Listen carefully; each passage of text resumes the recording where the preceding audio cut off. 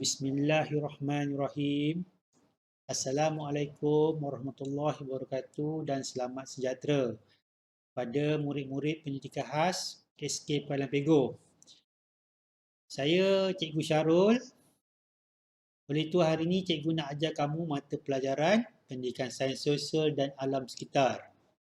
Biasa kita sebut kat sekolah itu subjek sains lah. Kita nak belajar sains hari ni. Okey, tajuk yang kita nak belajar ni adalah berkenaan dengan tenaga elektrik.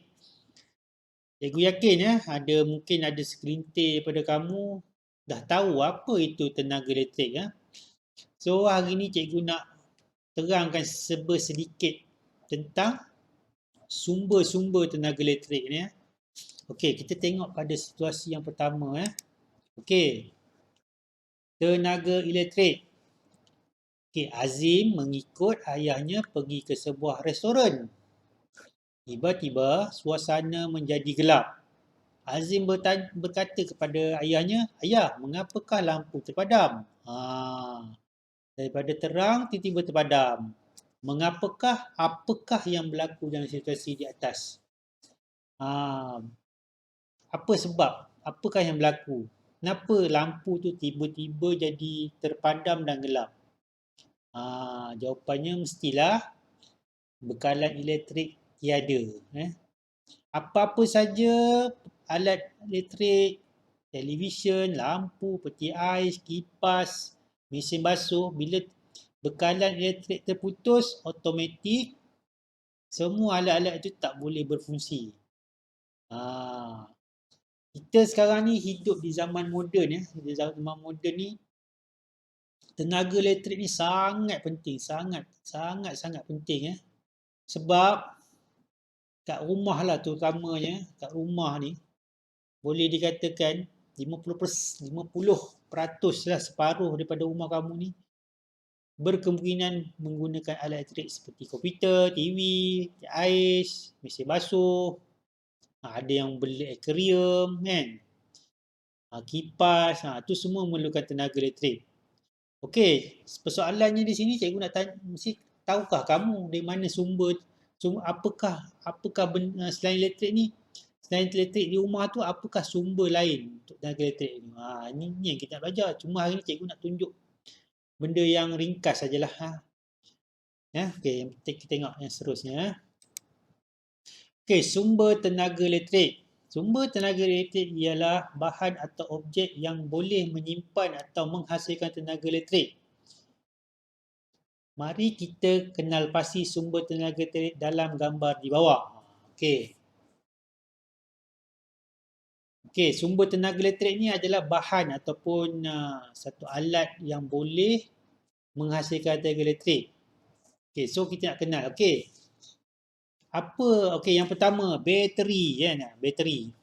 Bateri ni adalah salah satu sumber tenaga elektrik ya. Biasanya bateri ni dia dapat hidupkan torchlight, lampu sulur, dia dapat hidupkan apa lagi? Torchlight lagi,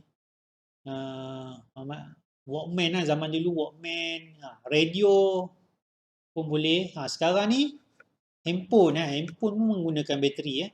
Biasanya bateri ni bateri ni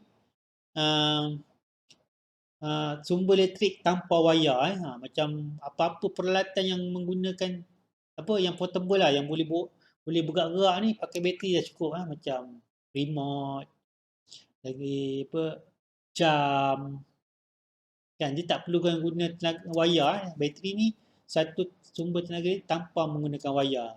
Kan, macam mana nak dapat ni? Beli kat kedai lah, macam-macam saiz boleh torchlight kan. Okey, yang kedua, sumber tenaga elektrik ni dynamo ataupun dalam kalau bunyi Melayu ni dinamo ataupun dynamo lah. Okey, dynamo ni dia menghasilkan tenaga elektrik juga, tapi biasa dynamo ni kita akan lihat dekat basikal tapi mungkin zaman sekarang dah kita dah jarang tengok dynamo sebab sekarang ni banyak lampu basikal menggunakan bateri bateri. Kalau zaman dulu kamu nak tahu, basikal tua, basikal apa-apalah basikal, bila dia nak nak menghasilkan lampu, dia menggunakan dynamo. Dynamo ni berpusing, dia berpusing, lepas tu dia menghasilkan tenaga, dia boleh menyalakan mentol pada basikal tu. Yang kedua, okay, kita tengok yang ketiga. Generator. Generator ni adalah sebuah alat yang boleh menghasilkan tenaga elektrik. Biasa generator ni digunakan di pasar-pasar malam. Kamu tengok di pasar-pasar malam tu, banyakkan peniaga-peniaga, penjual-penjual menggunakan generator untuk menerangi lah pasar malam dengan lampu-lampu. Biasanya generator ni dia daripada sumber daripada minyak petrol. Masukkan minyak petrol ke dalam ni, dia boleh menghasilkan tenaga elektrik. Generator biasa digunakan. Generator ni pun kategori tanpa wayar.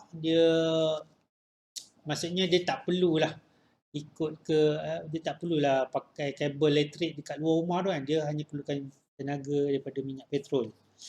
Okey, yang seterusnya accumulator. Accumulator ni kalau biasa dalam bahasa pasar lah, kita panggil bateri kereta lah. Accumulator ni biasa dekat kereta.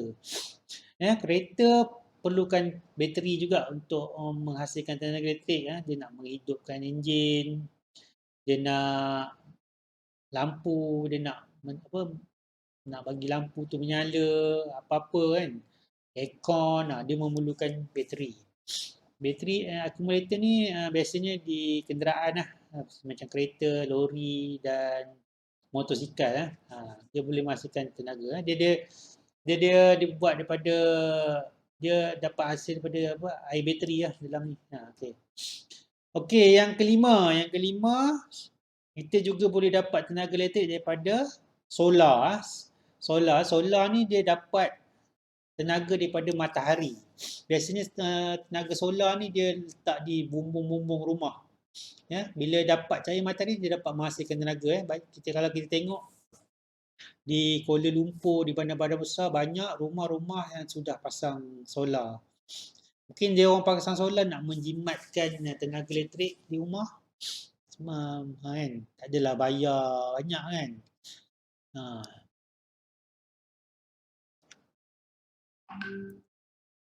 Kan, okey. Okey. Cikgu nak kamu ingat apa yang cikgu ajar tadi. Ada lima sumber tenaga elektrik alat. Yang pertama tadi apa? Yang pertama tadi bateri. Yang kedua dynamo. Yang ketiga generator. Yang keempat accumulator. Dan yang kelima sel solar. Kamu ingat 5 benda ni? Sebab selepas pada presentation ni, cikgu nak bagi kamu kerja dan quiz word wall. So cikgu nak kamu ingat apa yang cikgu ajar. So kalau andai kamu lupa lah kan apa yang masa kamu ajar, kamu lupa, kamu boleh ulang balik video cikgu ni. Cikgu harap apa yang cikgu sampaikan hari ni dapat memahamkan kamu, dapat memberi input kepada kamu, dapat menambahkan ilmu pengetahuan kamu tentang tenaga elektrik. So sampai sini saja pengajaran cikgu hari ni. Sekian, terima kasih.